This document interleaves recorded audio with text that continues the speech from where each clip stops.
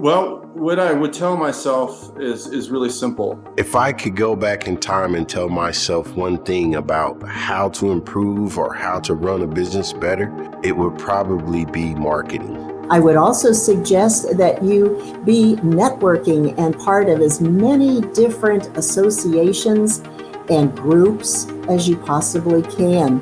You always learn something. You may be teaching it, you may be receiving it, but always you're going to learn something or help somebody that you meet. You can have the greatest product in the world, but if nobody knows about it, it's the greatest product sitting on your shelf. So without advertising, I would go back and tell my young self, make sure you do the proper advertising to get your business out there and build your brand. I always feel if you imitate successful people, you become successful yourself, or you have a greater chance of becoming successful yourself.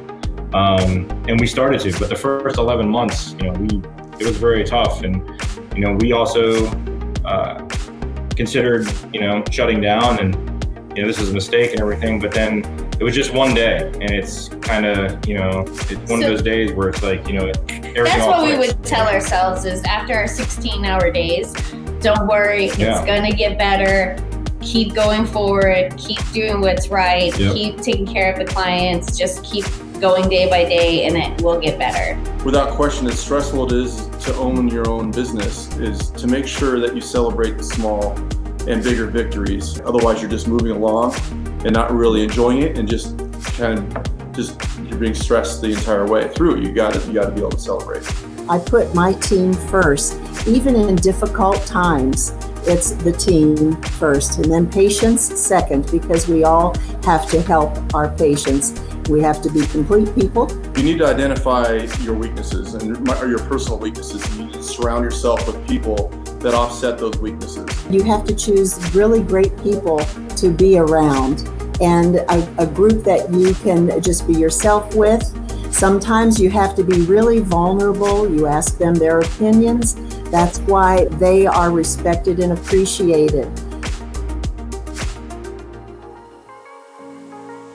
It's appreciation would be the first thing that we would tell everyone is, just appreciate where you are and appreciate the chance to work through this. Well, typically as a small business owner, you're day by day. A lot of the times it's hard to focus beyond each day that you're moving along. And what I would tell people right now is a really good time to sit down and plan for the future. Get together with your team. Trust those people that you're with. Communicate with them, and spend this time now planning for the future. We were a little bit smarter. We definitely saved a little bit of a reserve, not a big reserve. So we're making sure our people are taken care of first. And that's important. But no matter what, the advice that we would give is that you can always rebuild something. What matters right now is taking care of the people and making sure that the essentials are taken care of. Because I can tell you that once this thing passes and it goes away, there's a lot of people in this world, 350 plus million Americans out there. There's always going to be demand for something. There's always going to be people that need and want something. As soon as this thing passes, I know that people are going to be coming out in droves to support businesses and to live life the way it was once. You have to create a map. That's the most important thing. And just put down everything on your mind and prioritize things so that you do come up with a plan.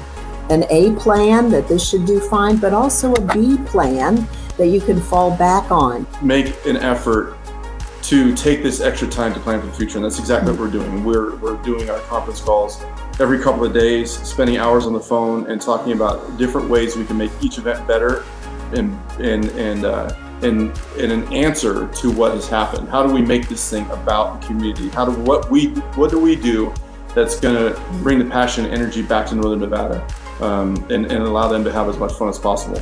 It's a great thing to remember that, and just like Don said, appreciation is the key, because it's not your fault, it's not my fault, it's no one's fault. It's something that is what it is, and you do what you can.